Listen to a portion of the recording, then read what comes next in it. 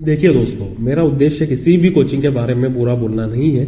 मैं उसी बारे में बात करूंगा जो मुझे लगता है और जो मैंने एक्सपीरियंस किया है। देखिए, आपको पता ही है कि लॉकडाउन के बाद ऑनलाइन कोचिंग की लहर सी आ गई है। पहले ऑफलाइन कोचिंग होती थी और हर स्टूडेंट सिर्फ बेस्ट ऑफलाइन कोचिंग में ही जाता था, और लेकिन अब ऐसा नहीं है। स्टूडेंट कंफ्यूज है कि अब ऑनलाइन कोचिंग ज्वाइन करे या ऑफलाइन कोचिंग। देखो, इसलिए मुझे ये वीडियो बनाना पड़ा जो मैं पूरा डिटेल में आपको समझा दूंगा, और ऑनलाइन एंड ऑफलाइन कोचिंग की कुछ ऐसी रियलिटी जो सभी को पता होना चाहिए। तो चलिए वीडियो में आगे बढ़ते हैं, और लास्ट में मेरा सजेशन भी सुन के जाना, बहुत हेल्प करे। और मैं ये नहीं बोलूंगा कि मेरे चैनल को सब्सक्राइब करो। अगर मेरी वीडियो में आपको जरा सी भी सच्चाई दिखती है तो प्लीज वीडियो को लाइक जरूर कर देना। देखो, इस वीडियो में मैं पहले ऑफलाइन कोचिंग के क्या फायदे और क्या नुकसान है ये बताऊंगा, फिर मैं बात करूंगा कि ऑनलाइन कोचिंग के क्या फायदे हैं और क्या नुकसान है। देखिए, ऑफलाइन कोचिंग का पहला फायदा ये है कि वहाँ पर इन्वायरमेंट अच्छा मिलता है और चारों तरफ पढ़ाई का माहौल रहता है, और आप ऑफलाइन में रेगुलर टेस्ट दे पाते हो एंड आप लाइब्रेरी ज्वाइन करके पढ़ाई कर पाते हो, जिससे आपकी स्टडी अच्छे से हो पाती है। और यदि आपका फ्रेंड सर्कल वहाँ अच्छा है और सपोर्टिव है तो आपके सिलेक्शन के चांसेस बढ़ जाते हैं, क्योंकि अभी तो ऑफलाइन कोचिंग में बहुत सारी फैसिलिटीज अवेलेबल है और हर जगह कोचिंग के बीच कंपटीशन भी बढ़ गया है और नई नई सुविधा कोचिंग ला रही है। टीचर के पढ़ाने में भी इम्प्रूवमेंट हो रहा है। भले से फीस ज्यादा है पर जहाँ पर फायदे हैं वहाँ नुकसान भी है। अब देखो, नुकसान की बात करें तो सबसे बड़ी दिक्कत यही है कि ऑफलाइन कोचिंग की फीस बहुत ज्यादा होती है और पेरेंट्स पर बहुत प्रेशर होता है, और जो फैमिली फाइनेंशियल अच्छे हैं वो तो आसानी से ऑफलाइन में एडमिशन ले लेते हैं, पर जो गरीब स्टूडेंट है वो एडमिशन नहीं करा पाते। मिनिमम कोचिंग फीस की बात करें तो जो कोई भी अच्छी कोचिंग हो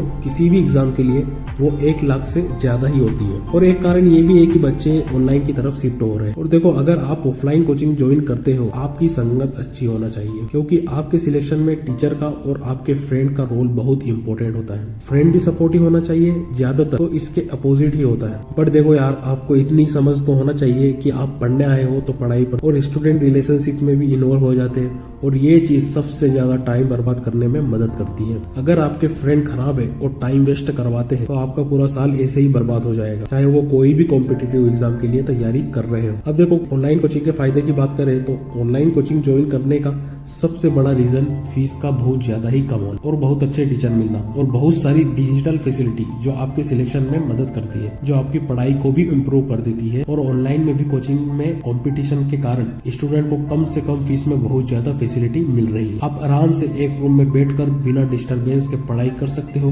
और अपने हिसाब से सब कुछ प्लान कर सकते हो, और आपको घर बैठे ही सब चीजें मिल जाती है, और गरीब बच्चा और सभी स्टूडेंट अच्छे से पढ़ाई कर पाते। और अब तो ऑनलाइन कोचिंग में भी सिलेक्शन हो रहे हैं। नुकसान देखे तो आपको टीचर भी अच्छे मिल गए, फीस भी कम है, पर इन बातों से आपका सिलेक्शन नहीं होता। सबसे मेन कारण है सिलेक्शन के लिए आपको डिसिप्लिन से पढ़ाई करना होता है, और टेस्ट देना और टाइम वेस्ट नहीं करना, सब कुछ आप पर डिपेंड करता है। और ऑनलाइन कोचिंग का ड्रॉबैक ही ये है कि स्टूडेंट टाइम वेस्ट ज्यादा कर देता है और डिसिप्लिन में नहीं पढ़ पाते और पूरा टाइम ऐसे ही निकाल देते हैं। इसलिए ये चीजें आपको ध्यान में रखना चाहिए।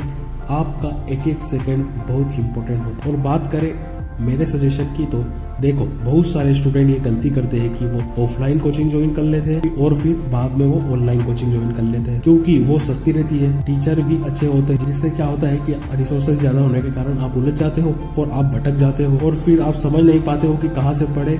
इसमें टाइम वेस्ट बहुत ज्यादा होता है और फिर आपका सिलेक्शन भी नहीं हो पाता। सिलेक्शन लेना है कोई भी एग्जाम में तो एक ही सोर्सेज को फॉलो करो, देखो, और सिलेक्शन तभी होगा जब आप एक ही रिसोर्सेज से पढ़ रहे हो। हाँ, पर आप दूसरों के नोट्स मटेरियल से हेल्प ले सकते हो, पर फॉलो वही करना है जो आपके पास हो और आपने प्रिपेयर किया हो। अब देखो, फैसला तो आप पर है, आपको ऑफलाइन कोचिंग ज्वाइन करना है या ऑनलाइन।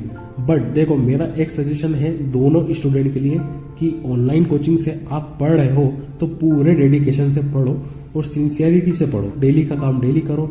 देन क्या कर सकते हो कि लास्ट में ऑफलाइन टेस्ट सीरीज ज्वाइन कर सकते हो, जिससे आपको एक्सपीरियंस हो जाएगा ऑफलाइन एग्जाम देने का। और ऑफलाइन कोचिंग वाले स्टूडेंट अपना टाइम वेस्ट करने से बचे और पूरा की पूरा टाइम पढ़ाई में यूज करो और भटकने से बचो।